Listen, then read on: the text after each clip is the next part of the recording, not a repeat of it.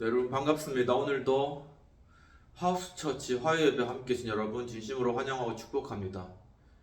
이 시간 함께 묵도하시고 사도신경으로 신앙 고백하시면서 오늘 예배를 시작하도록 하겠습니다.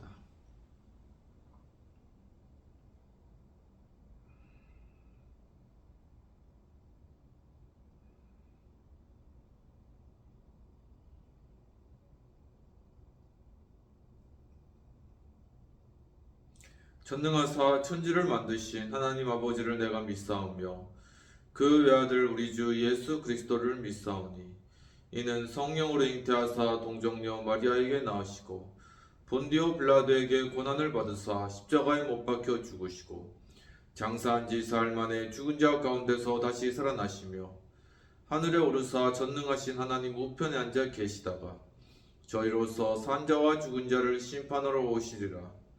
성령을 믿사오며 거룩한 공예와 성도가 서로 교통하는 것과 죄를 사하여 주시는 것과 몸이 다시 사는 것과 영원히 사는 것을 믿사옵나이다. 아멘. 찬송가 135장 함께 찬양하시겠습니다. 어저께나 오늘이나. 어저께나 오늘이나 어느 때든지 영원토록 변함없는 거룩한 말씀 믿고 순종하는 이의 생명 되시며 한량없이 아름답고 기쁜 말일세 어저께나 오늘이나 영원 무궁히 한결같은 주 예수께 찬양합시다.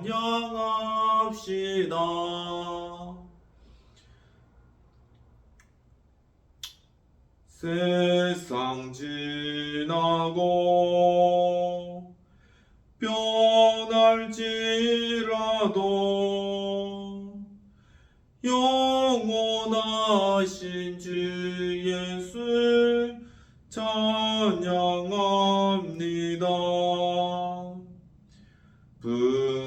풍랑이는 바다 위로 걸어오시고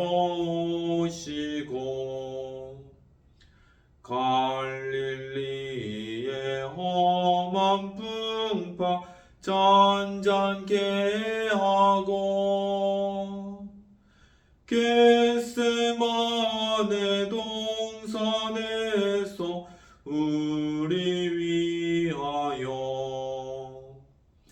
눈물 짓고 기도하신 고난의 주님 어저께나 오늘이나 영원 무궁히 한결같은 주 예수께 찬양합니다. 세상 지나고 변할지라도 영원하신 주 예수 찬양합시다. 허물 많은 베드로를 용서하시고 의심 많은 도마에게 확신 주시고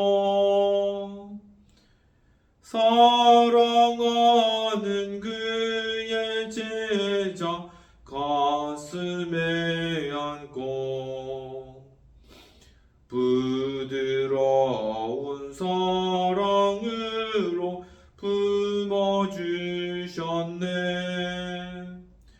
어저께나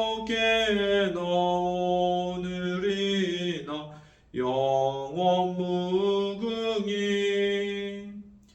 한결같은 주 예수께 찬양합니다. 세상 지나고 변할지라도 영원하신 주 예수 찬양합니다. 엠마오로 행하시던 주님 오늘도 한결같이 우리 곁에 함께 계시고 우리들을 영접하러 다시 오실 때 변함없는 영광의 주 친히 배우리. 어저께나 오늘이나 영원 무궁히 한결같은 주 예수께 찬양합니다. 세상 지나고 변할지라도 영원하신 주 예수 찬양합니다.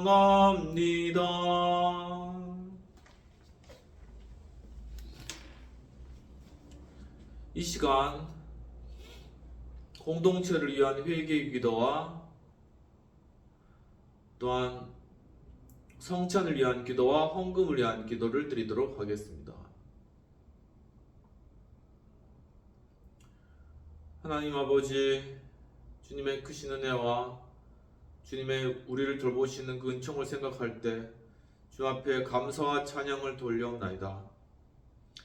하나님, 주님께서 저희를 지으시고 저희들의 모든 폐부를 만드시고 또한 저희들에게 일용할 양식과 또한 아침의 해와 또한 서늘한 바람과 모든 생활할 수 있는 여건들을 우리에게 허락하여 주시느를 감사합니다. 주님, 하지만 저희들이 주님께서 이루어주신 놀라운 축복과 은혜들을 아직까지 정말 깊이 깨닫지 못하고 감사하지 못하고 하나님께서 또한 이 땅을 향하신 주님의 그 뜻과 계획을 저희가 분별하지 못하고 우리 이웃들에 대해서 또한 우리 이웃에 있는 나라들을 향하여서 또한 우리 같이 있는 그러한 동포들을 향하여서 우리가 눈물로 기도하며 그들의 자유와 또한 그들의 행복을 위하여서 또한 그들의 먹고 살 것들을 위하여서 주님 노력하며 기도하지 못하였던 그러한 죄악들, 특히나 정말 우크라이나와 또한 가야 지구와 전쟁과 상흔으로 고통받는 정말 우리 정말 지구촌에 함께 살아가는 그러한 민족들, 한 나라들을 위하여서 저희들이 중보하며 기도하지 못하였던 이러한 죄악들 이 시간 주 앞에 자백하오니 주여 용서해 주시옵소서. 아버지, 정말 저희들이 이 한국 교회가 이 나라가 정말 하나가 되어서 지금 이제는 그러한 나라들을 돕고 또한 우리 동포들을 도우며 정말 그들에게 사랑으로 나아갈 수 있도록 주님 도와주시옵소서. 이 시간 예수 그리스도께서 우리의 죄악을 용서하십니다. 하나님 아버지, 또한 주님이 거룩한 예배 가운데, 주님의 거룩한 성찬 가운데 저희들 참여해 주시느를 감사합니다. 정말 주님께서 잡히시던 날 밤에 주님께서 이 떡을 가지고 살해하시고 이것은 너희를 위한 나의 살이라고 하시고 또한 잔을 가지고 살해하시고 이것은 너희를 위하여 흘리는 바 나의 새 언약의 피라고 하셨습니다. 이 떡과 잔을 이 시간 먹고 마심으로 예수 그리스도의 십자가에 달리신 그 고난과 그 고통에 참여하게 하시고 예수 그리스도의 부활의 생명 가운데 또한 함께 참여할 수 있도록 저희들을 인도하여 주시옵소서. 주님, 또 이 시간을 위하여서 잊지 않고 헌금한 손길을 위해 주님께서 30배, 60배, 100배의 큰 결실 얻을 수 있도록 도와주시옵시고 또한 이 헌금이 쓰이는 곳곳에 하나님의 복음의 전파와 하나님 나라를 위하여서 귀하게 쓰여질 수 있도록 주님 도와주시고 아버지 함께해 주시옵소서. 감사하고 모든 말씀 우리 주 예수님 이름으로 기도하옵나이다. 아멘.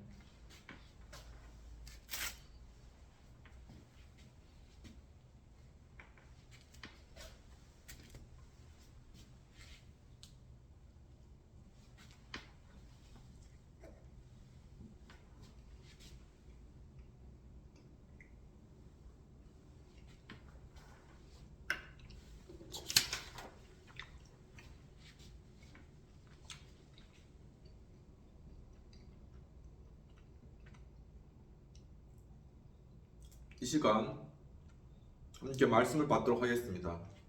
오늘 말씀은 예레미야 4장 1에서 3절까지의 말씀이 되겠습니다. 여호와께서 이르시되 이스라엘아 내가 돌아오려거든 내게로 돌아오라. 내가 만일 나의 목전에서 가증한 것을 버리고 내가 흔들리지 아니하며 진실과 정의와 공의로 여호와의 삶을 두고 맹세하면 나라들이 나로 말미암아 스스로 복을 빌며 나로 말미암아 자랑하리라. 여호와께서 유다와 예루살렘 사람에게 이와 같이 이르노라. 너희 묵은 땅을 갈고 가시덤불에 파종하지 말라. 오직 예수님, 예수 그리스도의 은혜와 평강이 있을지어다. 성삼일체 하나님께 감사와 경배와 영광을 올려드립니다. 오늘도 예수님을 전합니다. 오늘 본문의 말씀은 예레미야 4장 1에서 3절까지의 말씀이 되겠습니다. 오늘 말씀의 제목은 여호와께로 돌아가는 이스라엘의 세 가지 모습이 되겠습니다. 즉 하나님께로 돌아가는 이스라엘의 모습이 되겠습니다. 오늘 본문의 배경을 보면 예레미야 3장에서 사람이 아내를 버리고 난 이후에 타인의 아내가 되었다가 그 아내를 이 사람이 다시 받으면 그 땅이 크게 더러워진다라고 이야기를 하면서 이스라엘이 많은 무리와 행음하였는데 도리어 내게로 돌아오려느냐라고 말씀하고 있는 것입니다. 또한 그들이 크게 음란을 행하였기 때문에 땅의 단비가 그치고 또한 그들이 자신들의 욕심을 이루기 위해서 노력하였다라고 하면서 또한 요시야 왕 때 여호와의 이름으로 이스라엘이 높은 산에서 또한 행음하였다라고 이야기하고 유다 역시도 이스라엘과 같이 행음하였다고 이야기하고 있는 것입니다. 또한 이스라엘에게 돌아오라 내 죄를 자복하라고 하며 나는 바로 너희 남편이다 라고 말씀하고 있습니다. 또한 내 마음에 합한 목자 바로 그 목자를 너에게 두겠다라고 하시며 모든 백성이 이 목자를 통하여서 예루살렘에 모이겠다고 하시고 또한 그들에게 아름다운 기업을 줄 것이라고 하고 계신 것입니다. 그러나 그들이 하나님을 잊었다라고 하면서 그들의 죄악들을 지적하셨을 때 이스라엘이 보소서 우리가 주께 왔나이다 라고 주님 앞에 자복하는 그러한 내용의 말씀이 나타나 있는 것입니다. 또한 4장으로 들어와서는 이스라엘에게 돌아오라고 하며 진실과 정의와 공의로 그들이 맹세하면은 나라들이 나로 말미암아 자랑하게 될 것이다 라고 이야기를 하면서 유다와 예루살렘은 묵은 땅을 갈고 또한 가시덤불에 파종하지 마라 라는 그러한 말씀을 오늘 주고 있는 것입니다.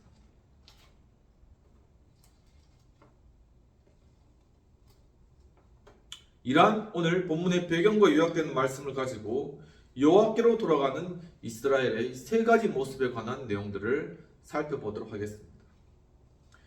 여호와께로 돌아가는 이스라엘의 세 가지 모습 중 첫 번째는 묵은 땅을 갈아야 한다라는 것입니다. 본문 3절에서는 여호와께서 유다와 예루살렘에게 이와 같이 이르노라 너희 묵은 땅을 갈고 가시덤불에 파종하지 말라. 즉 묵은 땅을 갈아야 한다. 즉 우리 마음을 부드럽게 해야 된다라는 그런 의미가 있는 것입니다. 묵은 땅이란 것은 원어 니르로서 휴경지, 그리고 놀린 땅, 그리고 죽은 땅과 같은 그러한 의미가 있는 것입니다. 즉 우리의 마음의 밭이 기경하지 않았기 때문에 휴경지가 되어버렸고, 또한 죽은 땅과 같이 되어 있으며, 또한 곡식이 자라지 않는 그러한 놀린 땅과 같은 그러한 우리의 마음의 밭을 부드럽게 하고 그 마음을 갈아엎어야 된다라는 것이 오늘 첫 번째로 여호와께로 돌아가는 이스라엘의 세 가지 모습 중 첫 번째 모습으로 오늘 말씀 가운데 우리에게 보여주고 있는 것입니다. 즉 여호와께로 돌아가는 이스라엘의 세 가지 모습 중 첫 번째는 마음을 부드럽게 해야 된다라는 것이죠. 에스겔서 36장 26절에서는 새 영을 너희 속에 두고 새 마음을 너희에게 주되 너희 육신에서 굳은 마음을 제거하며 부드러운 마음을 줄 것이다 라고 하고 있습니다.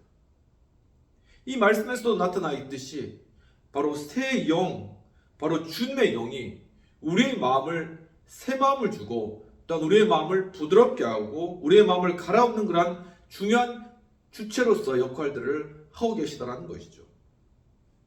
이와 같이 성령님께서 우리 내면을 갈아엎는 그러한 작업들로부터 바로 우리가 하나님께로 돌아가는 그러한 시작이 이루어진다라는 그러한 사실을 오늘 말씀 가운데서 확인할 수가 있는 것입니다. 마가복음 4장 5절에서는 좋은 땅에 뿌리운 그러한 씨앗은 30배, 60배, 100배의 결실을 맺는다고 하면서 이와 같이 좋은 마음의 밭에 뿌려진 그러한 말씀의 씨앗이 30배, 60배, 100배의 결실을 맺는다라고 이야기를 하고 있는 것입니다. 그렇기 때문에 이와 같이 하나님께서 맡겨주신 그러한 모든 사명과 또한 모든 사역들을 좋은 결실을 맺게 하기 위해서는 또한 우리 인격의 그러한 좋은 열매들을 맺게 하기 위해서는 우리의 마음의 밭에 주님의 말씀이 뿌려져야 되는데 그때 우리의 마음의 밭은 부드럽고 또한 습기가 또한 있으며 또한 그 씨앗을 품을 수 있는 그러한 기경되고 준비된 그러한 마음이 되어야 된다라는 것이죠. 이처럼 여호와께 돌아가는 이스라엘의 세 가지 모습 중 첫 번째는 바로 마음을 부드럽게 해야 된다라는 것을 이야기하고 있는 것입니다. 혼돈의 시대 리더의 탄생이라는 도리스 컨스 구드윈 박사님이 쓴 책이 있습니다. 이 책은 에이브람 링컨, 시어도어 루즈벨트, 프랭클린 루즈벨트, 린든 존슨 이 네 분의 대통령에 관한 그러한 내용들을 다루고 있는데요. 그 내용 중에 에이브람 링컨이 노예 제도라는 것을 놓고 바로 반대편에 스티븐 더글라스와 벌이는 그러한 토론의 장면이 이 책에 나타나고 있습니다. 이 토론은 1858년 정도에 열렸는데 그때 연방 상원의원의 출마와 관련되어서 이 노예 제도가 핵심 이슈로 떠오르자 이 노예 제도와 관련돼서 법령을 위반한 스티브 더글라스는 바로 미국의 전역을 돌아다니면서 이 노예 제도의 그러한 타당성을 사람들 앞에 피력하고 있는 것입니다. 그런데 링컨은 바로 그러한 스티븐 더글라스에 대항하여서 노예 제도가 잘못된 것을 사람들에게 토론으로서 피력을 해나가는 그러한 장면을 오늘 책에서 다루고 있는 것이죠. 바로 이러한 토론이 일리노이주, 즉 링컨이 태어났던, 링컨이 지역구로 있었던 그러한 지역에 있었는데 이 캔자스 네브라스카 법률이 바로 이 토론의 가장 핵심되는 쟁점이었습니다. 즉 캔자스 네브라스카 법률은 미 연방으로 편입되는 초기에 캔자스 지역과 네브라스카 지역에 있는 사람들에게 바로 국민 주권에 의해서 스스로 노예제를 받아들일지를 결정하자라는 것이 바로 이 스티븐 더글라스가 위반한 그러한 법령의 내용입니다. 하지만 실제로 이 법령 때문에 실제로는 그 주가 노예제도를 받아들이는 결과가 나오며 그 당시에 암묵적으로 있었던 북부의 노예제도의 금지 그리고 남부의 노예제도의 허용 바로 그 중간 경계가 무너지는 바로 그러한 결과를 결국 낳게 되는 그러한 법률이었다는 것이죠. 바로 이 법률과 관련된 그러한 토론을 하려고 했을 때 스티븐 더글라스는 4마리의 백마가 끄는 마차에서 타고 개선 행렬의 선두로 이 일리노이주 토론장으로 들어왔다는 것이죠. 아주 놀랍게 아주 휘황찬란하게 그렇게 마치 로마 황제가 들어오는 것처럼 그렇게 이 토론장으로 이 스티븐 더글라스는 들어왔다는 것이죠. 그리고 이 토론장에서 오후 2시부터 5시까지 노예 제도의 정당성에 관해서 몰아치듯이 이야기를 했다는 것입니다. 그때 이제 한편 링컨은 바로 이 일리노이주의 토론을 위해서 들어오면서 조용히 자정 정도에 조용히 들어와 가지고 이제 이 토론을 더글라스의 토론을 경청하였다는 것이죠. 그리고 이 더글라스의 이제 토론이 더글라스의 어떤 그러한 강연이 3시간 동안 해서 5시에 끝나고 이제 링컨이 차례가 되었는데 링컨은 사람들의 마음을 읽고 저녁 식사 후에 계속하자 이렇게 이제 제안을 하게 된 것입니다. 그러니까 사람들이 다 이제 환호성을 지른 것이죠. 바로 이러한 과정들을 통해 링컨은 먼저 사람들과의 어떤 친근 관계를 형성하였다라는 것입니다. 청중들과 보다 유대를 강화시켰다는 것이죠. 그 이후에 저녁 토론회가 이루어졌고 링컨은 이 토론회에서 자정까지 자신의 이야기를 펼쳐나갔다는 것입니다. 링컨은 사실 타고난 이야기꾼이었고 바로 일상적인 이야기로 사람들에게 감동과 재미를 주는 그러한 인물이었다는 것이죠. 또한 이 노예 제도라는 것과 관련해서 사실 연방 헌법을 위반한 그러한 사람들은 그러한 헌법의 아버지들은 이 노예 제도를 허용하지 않는 것이 원래의 의도였다는 것입니다. 그래서 노예 제도라는 단어 자체를 의도적으로 헌법에서 제외하였다는 것이죠. 하지만 그 당시에 노예 제도가 필수 악으로서 그냥 그 가운데 경제 시스템으로 있었기 때문에 그냥 그 상태로 그냥 남겨둔 것입니다. 그런데 지금 바로 이 노예 제도와 관련된 캔자스 네브라스카 법률을 통과하게 된다면 이 노예 제도는 영속하게 될 것이다 라고 이렇게 링컨은 강력하게 호소한 것이죠.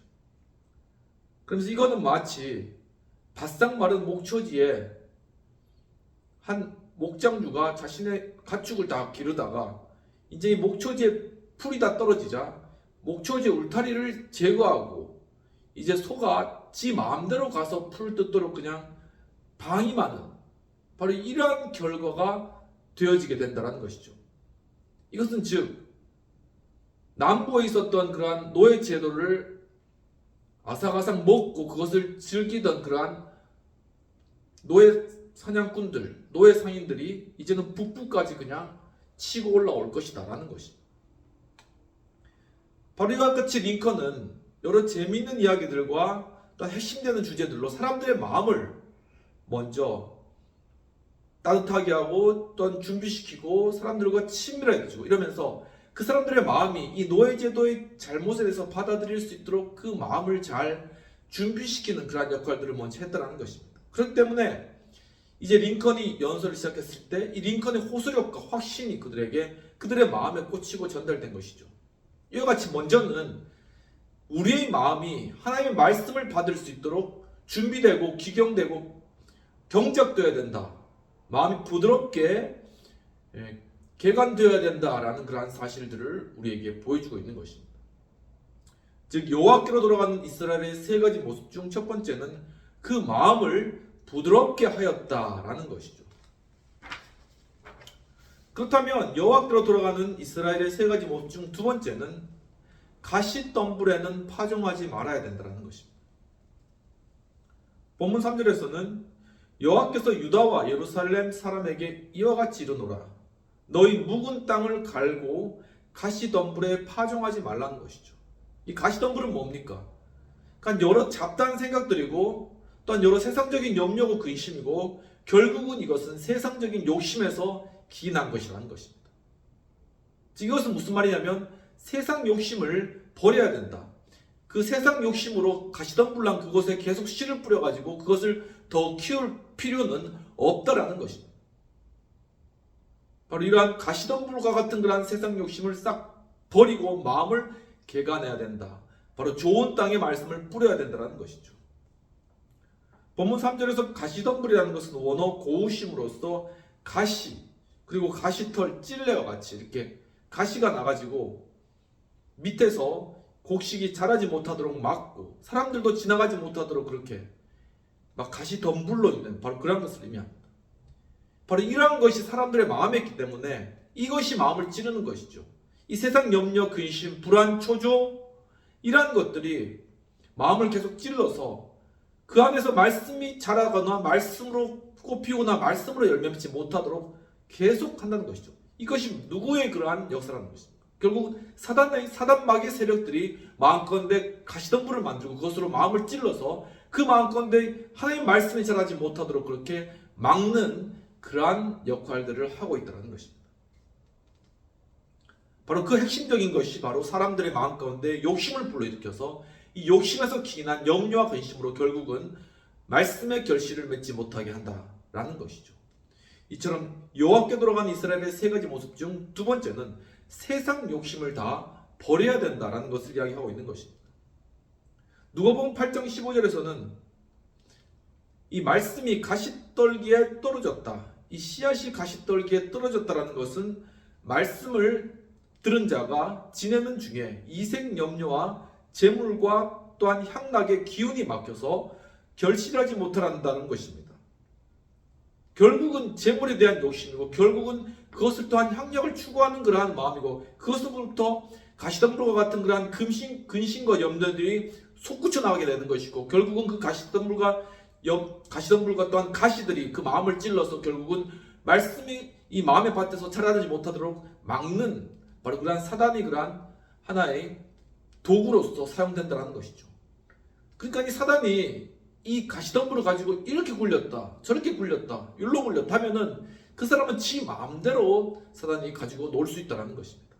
세상 염려 줬다 근심 줬다가 욕심 줬다가 기대 줬다가 이렇게 왔다 갔다 하면은 한 몇 번만 하면은 그 안에 말씀이 자라날 그런 공간은 하나도 없어진다는 것이죠. 바로 이와 같이 요한일서 2장 16절에서도 이 세상에 있는 모든 것이 바로 우리 육신의 정욕, 이 안목의 정욕과 이생의 사랑이다. 우리의 눈으로 보기에 좋은 것들 그리고 또한 우리의 먹고 또한 입고 우리 육신을 즐겁게 해주는 쾌락들 그리고 결국 이 세상에서 사람들에게 떵떵거리며 또한 존경받고 또한 자랑의 대상이 되는 이러한 것들로 구성된 것이 바로 이 세상이라는 것을 이야기하고 있는 것이죠. 바로 이와 같은 이 세상의 것이 가득한 사람들에게는 바로 하나님의 말씀이 자라날 수 있는 그런 여지가 없다라는 것입니다. 그러므로 여호와께 돌아가는 이스라엘의 세 가지 모습 중 두 번째는 세상 욕심을 버리는 그런 행위가 선행되어야 된다라는 것을 이야기하고 있는 것이죠. 필러 신학교의 조이완 교수님께서는 사막 교부들 즉 기독교가 공인된 이후에 사막으로 가서 독수도사로서 아니면은 공중수도사로서 수도 활동을 하였던 이 사막 교부들이 그들의 수도 생활 가운데 경계를 해야만 했던 그러한 7가지 죄악들을 아이처치 시대의 7가지 치명적 죄악이라는 그러한 책으로 발간하신 그러한 내용들에 있어서 소개해드리려고 합니다. 바로 이 아이처치라는 것은 뭐냐면은 아이폰이 등장한 시대, 즉 이제는 자신이 어떤 좋은 곡을 원한다 할지라도 그 판을 다 사야 됐던 그러한 시대를 떠나서 이제는 그 곡만 뽑아 먹을 수 있는 그러한 시대, 바로 이러한 시대가 되었고 바로 이러한 시대 가운데 교회 역시도 정말 좋은 것만 뽑아 먹는 이러한 하나의 상품과 같이 된 이 아이처치 시대에 있어서 과연 무엇을 경계해야 되는가, 어떤 죄악들을 경계해야 되는가라는 그러한 부분들을 과거에 기독교가 공인된 바로 로마 시대 그 당시에 사막교부들이 경계했던 7가지 죄악을 통해서 우리에게 제시해주고 계시다는 것입니다. 첫 번째는 바로 시기입니다. 즉 상대방을 악의적으로 바라보는 그러한 눈길인 것이죠. 즉 이것은 라틴어로 인비데레라고 하는데 바로 이러한 단어에서 유래됐는데 즉 상대의 어떤 즐거움이 박탈되는 것에 쾌감을 느끼는 것입니다. 그러니까 자신의 마음은 어떤 좋은 것이 있어도 만족을 못 느끼는 거예요. 왜냐하면 저 사람이 더 좋은 걸 누리고 있기 때문에. 그래서 저 사람이 저 즐거움을 빼앗길 때 거기서 자신의 쾌감을 얻는 것입니다. 바로 이것이 시기심이다 라는 것이죠.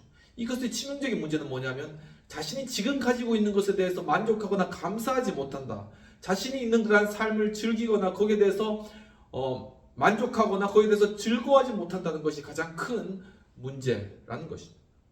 바로 이 세상에 있는 것들이 바로 이런 시기심을 불러일으키고 바로 이생의 자랑, 바로 이생의 자랑을 통해서 내 자신을 높이는 그러한 것에 초점이 맞추어져 있는 이러한 시대라는 것입니다. 두 번째는 허영입니다. 원어로 케온독시아라는 것인데 그 의미는 텅 빈, 바로 아무것도 없는 공허한이라는 의미가 있습니다. 즉 바로 이 허영심 가운데는 명예나 다른 사람들의 견해나 아니면 다른 사람들의 평판이 아주 중요한 역할을 하는 것이죠. 그러니까 다른 사람들이 나를 볼까, 나를 어떻게 볼까 하는 것이 이 사람의 주된 관심이라는 것입니다. 하지만 사람들의 평판이나 나에 대한 견해나 나에 대한 판단은 사실 쉽게 바뀌는 것이고 여론은 쉽게 반대로 돌아설 수 있는 것이죠. 그런 의미에서 바로 이러한 것은 바로 사실 공허한 것이라는 것입니다. 내 안에 있는 이러한 공허함을 다른 사람들이 어떤 평판으로 채우려고 했던, 그리고 내 자신의 자존감을 바로 그런 것들로 만족시키려 하는 것이 바로 허영심이었다는 것이죠. 바로 이런 허영심을 또한 이 시대는 계속 부추기고 여러 사치스러운 것과 또한 여러 많은 눈에 보기에 좋은 것들로 이 허영을 채우려고 한다라는 것입니다.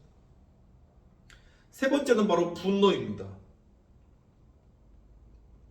바로 평소에 불안한 감정 가운데 휘달리고 또한 무엇을 두려워하는 그러한 마음이 관리되지 않는, 그래서 결국은 그것이 갑자기 분노로서 솟구쳐 오르는 바로 이러한 분노의 작용인데 특히나 현대사회에 이런 것이 많이 나타나는 것이죠. 이제 분을 참지 못하는 겁니다. 그때그때 그냥 표출해버리는 것이죠. 바로 이러한 것은 결국은 공동체를 파괴하고 결국 리더십에 가장 큰 타격을 주는 그러한 요인이 된다라는 것입니다. 또한 아이처치 시대의 네 번째의 죄악은 바로 이 나태라는 것입니다. 헬라어로는 아세디아라는 것인데 바로 어떤 돌봄, 사람들을 돌아보는 것이 부재하거나 또한 결핍되어 있는 것이 바로 그 핵심이라는 것입니다. 즉 이게 뭐냐면 그냥 나태라고 해서 그냥 빈둥빈둥 노는 것만을 생각하면 안 된다는 것입니다. 바로 게으르고 또한 나태하기 때문에 결국은 다른 사람들을 섬기지 못하고 사람들의 필요를 채우지 못하는 그것이 더 큰 문제라는 것이죠. 그래서 서로의 필요를 채우고 서로의 그러한 부분들을 도와줘야 되는데 그것이 이루어지지 않기 때문에 바로 그 공동체 자체가 와해되어 볼 가능성이 크다라는 것입니다.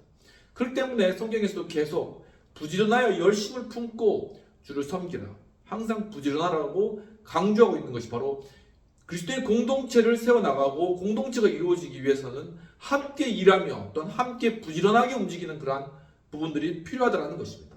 한 기업에 있어서도 한 회사에 있어서도 모두가 부지런하게 일하는 그러한 분위기가 되어야지 서로의 필요를 채우고 이 공동체가 바로 든든하게 연합되고 온전한 공동체로 더욱더 커나갈 수 있다라는 것이죠.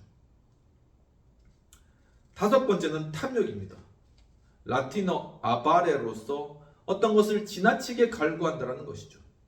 어떤 것을 어느 정도 원하는 것은 누구나 마찬가지입니다. 하지만 문제는 뭐냐면 그것을 도가 넘게 지나치게 그것을 갈구하여서 그것을 따라가고 그것을 통해서 만족을 얻고 그것에 결국은 노예가 되어서 끌려가는 것이 바로 이 탐욕이라는 것이죠.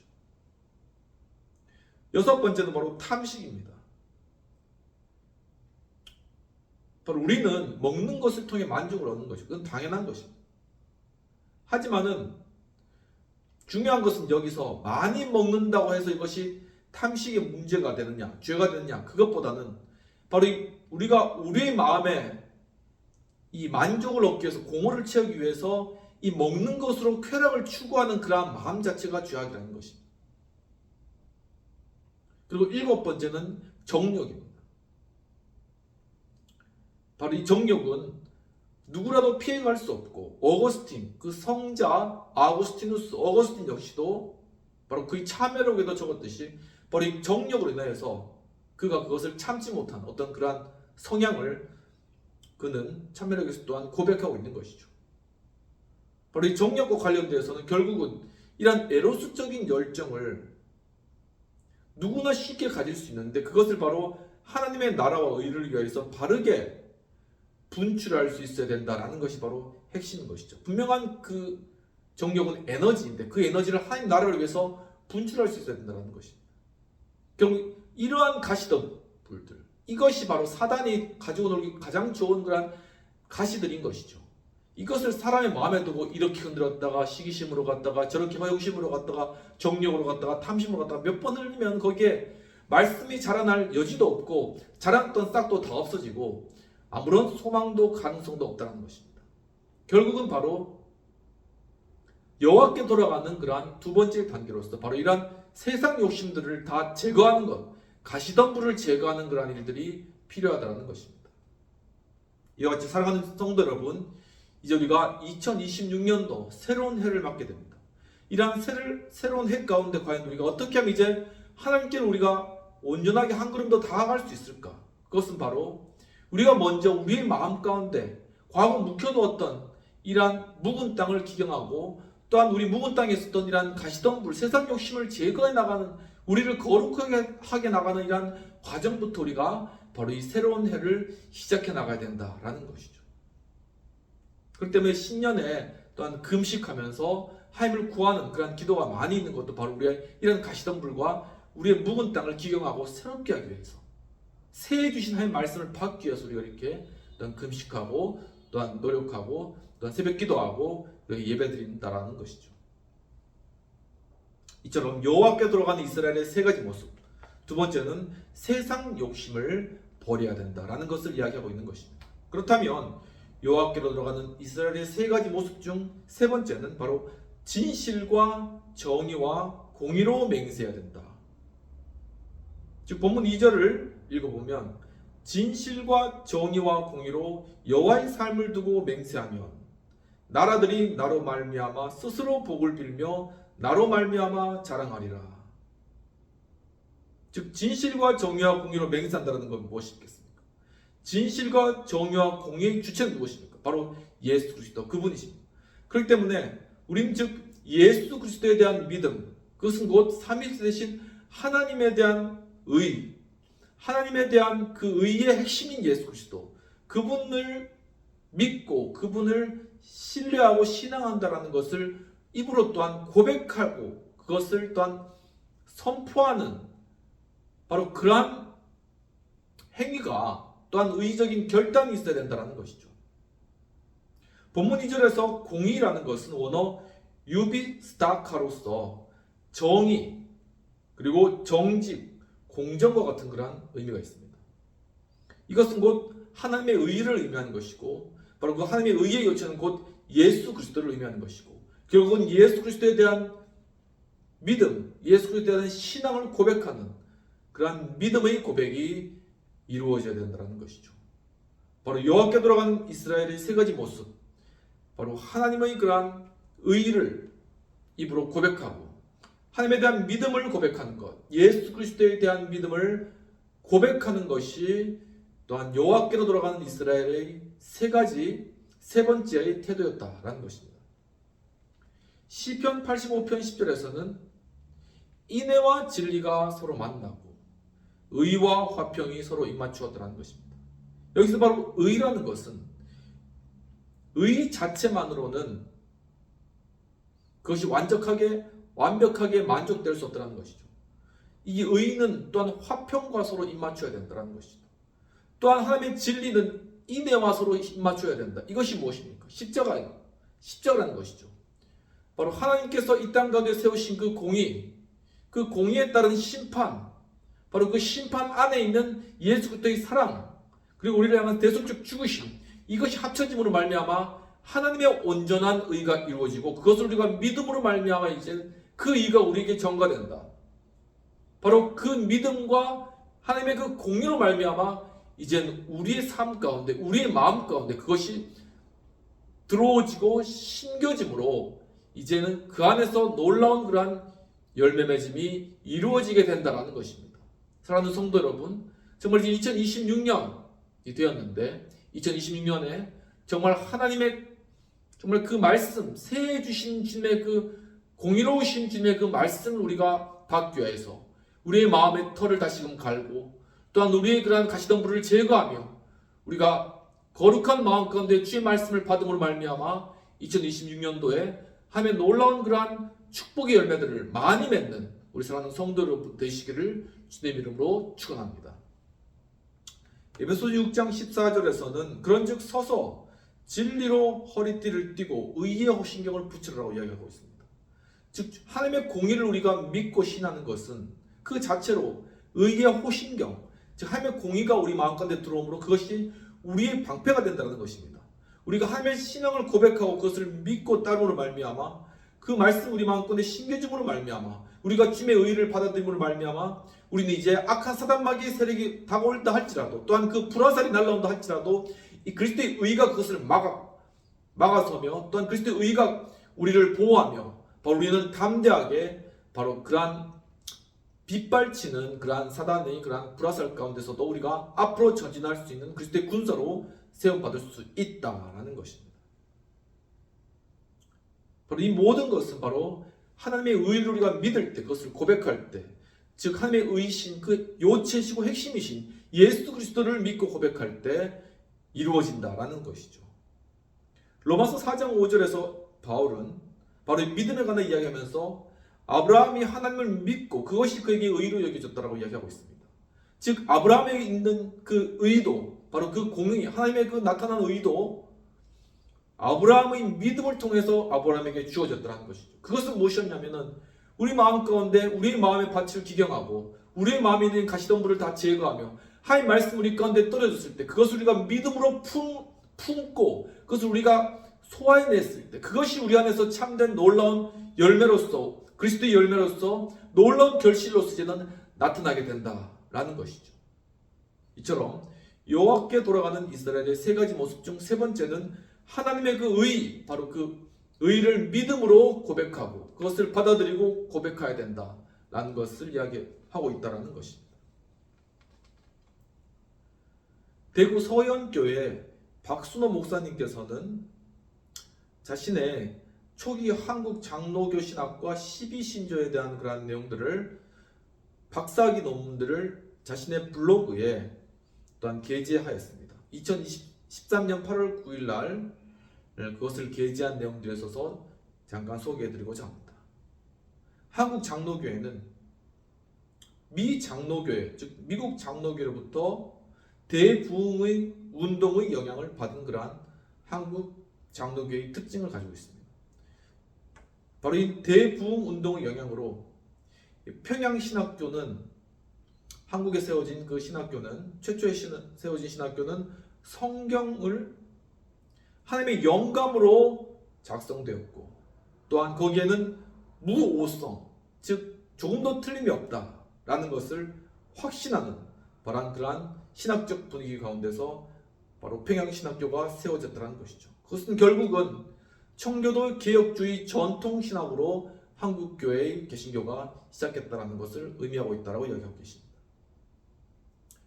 그러면서 1907년 9월에 이 한국 개신교가 12신조라는 것을 유입하게 됩니다. 그러니까 12가지의 신앙의 고백인 것이죠. 근데 그것을 인도로부터 당시 인도에 이루어졌던 그런 선교사들과 인도의 어떤 선교 단체로부터 이 12신조를 유입받게 되는 것입니다. 이 12신조의 내용들을 살펴보면 첫 번째는 신구약의 말씀은 하나님의 말씀이요 무오하다, 즉 조금도 틀림이 없다라는 것이 첫 번째의 신앙의 고백이 되는 것입니다. 두 번째로는 하나님은 오직 한 분이시다. 이 땅을 지으시고 천지를 창조하시며 우리를 구원하시고 또 우리 가운데 구원을 베푸시는 분은 오직 하나님 오직 한 분이다 라는 것이 두 번째의 신앙 고백이라는 것입니다. 세 번째는 하나님의 본체는 삼위시고 하지만 그 본체는 하나이다. 즉 삼위일체의 그러한 신앙의 고백이 세 번째 신조의 주된 내용이 된다는 것입니다. 네 번째는 하나님께서 만유를 창조하셨다는 것이죠. 이 땅을 창조하시고 이 땅을 조성하시고 이 땅을 붙들고 계신 분은 바로 하나님이시다 라는 것이 네 번째의 신앙의 고백이었다는 것입니다. 다섯 번째는 하나님께서 사람을 창조하셨다는 것이죠. 이와 같이 또한 하나님께서는 모든 사람을 창조하신 아버지시기 때문에 또한 우리는 창조물로서 우리 믿는 자들은 한 형제다 라는 것이 바로 다섯 번째의 신앙의 고백이었다는 것입니다. 또한 여섯 번째는 인간에게 하나님은 자유의지를 주셨고 자유의지로 행동할 수 있는 그런 능력을 주셨으나 인간은 범죄하여서 결국 형벌받게 되었다. 인간은 자신의 자유의지를 선악과를 따먹게 함으로 말미암아 결국은 형벌받는 그러한 존재가 되게 되었다라는 인간의 모습에 대한 신앙의 고백인 것입니다. 일곱 번째는 하나님께서 바로 그러한 타락한 인간을 구원하시고 영생을 주시기 위해 바로 독생자인 예수 그리스도를 보내주셨다는 것입니다. 그런데 그 예수 그리스도는 바로 우리를 위한 구원자가 되시기 때문에 온전한 하나님이시오 또한 온전한 사람이시다 라는 신앙의 고백이 바로 일곱 번째의 신앙의 고백이 되는 것이죠. 여덟 번째는 바로 이러한 구원의 역사는 또한 복음 전파 역사는 바로 성령 하나님을 통하여서 이루어진다.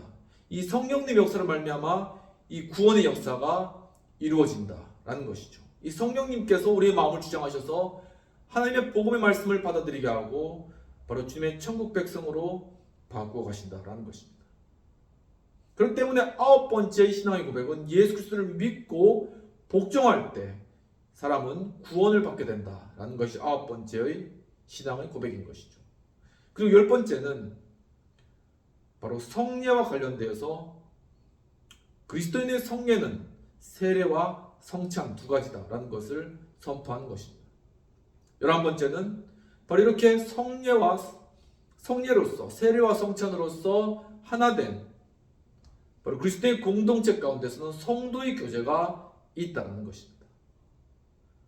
그리고 마지막 12번째의 신앙 고백은 마지막 때 예수님께서 다시 오시며 그때 주님께서 이 땅을 심판하실 것이다 라는 재림적 측면에서의 신앙의 고백이 되는 것이죠. 바로 이러한 신앙의 고백, 12가지의 신앙의 고백을 우리의 초대교회 1907년 9월 바로 총회, 이 장로교 최초 총회가 있을 때 바로 이러한 12신조가 도입되고 그것이 선포된 것입니다. 이와 같이 우리 믿음의 그러한 고백과 믿음의 선포와 또 그것을 마음껏 받는 이러한 행위를 통하여서 바로 이러한 굳건한 기억신앙 믿음 가운데 한국교회가 서왔다라는 것입니다. 물론 이 논문에서는 바로 이 12신조에서는 장로교의 어떤 전통인 예정론이나 선택적 구원과 같은 것들 이러한 부분들이 좀 나타나 있지 않는 그런 측면들이 있다라는 것이죠. 이제 그런 부분 관련돼서 바로 이 12신조가 이 선교지에서 만들어진 그런 신앙의 고백이었기 때문에 거기서는 이제 스스로 입으로 신앙을 고백하고 결단하는 이러한 과정이 중요해서 바로 이렇게 어떤 약간 장로교적인 그런 어떤 예정론이라든가 그런 부분들은 여기 잘 나타나 있지는 않다라는 그런 것들이 논문에 대한 평가가 있지만 중요한 것은 바로 이러한 12신조 위에 한국교회가 굳건하게 세워졌다는 것입니다. 바로 이와 같이 이러한 자신의 신앙을 고백하고 하나님에 대한 믿음을 고백하고 또한 그것을 마음 가운데 받아들이는 것을 통하여서 결국은 놀라운 그러한 열매가 맺혀진다라는 것을 생각하면서 정말 2025년에 우리에게 베풀어주시는 그 은혜가 이제는 2026년에는 하나님께서 우리의 마음을 준비시키시고 또한 그 마음 가운데 가시덤불을 제거하며 또한 그 가운데 주의 말씀의 씨앗을 통하여서 열매 맺어진 그런 참 복된 그런 2026년이 되었으면 좋겠다는 것이죠. 말씀을 정리하겠습니다. 여호와께 돌아가는 이스라엘의 세 가지 모습, 첫 번째는 묵은 땅을 갈아야 된다. 즉 마음을 부드럽게 만들어야 된다. 마음을 기용해야 된다라는 것이고, 두 번째는 가시덤불에 파종해서는 안 된다. 가시덤불을 더 키워서는 안 된다. 즉 세상 욕심을 다 버리고 마음을 기경하고 거룩하게 해야 된다. 세 번째는 진실과 정의와 공의로 고백하고 맹세해야 된다. 즉 우리 신앙을 고백하는 바로 이러한 신앙의 고백이 있어야 된다는 것이죠. 이처럼 성령님의 강림하심으로 복음을 전파하며 또한 이러한 복음을 정말 우리 마음 가운데 받아들이기 위하여서 이 묵은 땅이 갈아엎어지고 또한 이 세상 욕심을 버리며 또한 진실과 정의와 또한 공의로서 하나님을 믿고 예수 그리스도를 믿고 주님에 대한 신앙을 선포하는 그런 행위들을 통하여서 이제는 참으로 2026년에 하나님의 놀라운 그런 열매들을 맺어가고 참 주님 앞에 칭찬받고 좀 하나님께서 기뻐하시는 그런 모습으로 온전하게 세워져가는 우리 모든 성도님들 되시기를 주님의 이름으로 축원합니다. 함께 기도하도록 하겠습니다.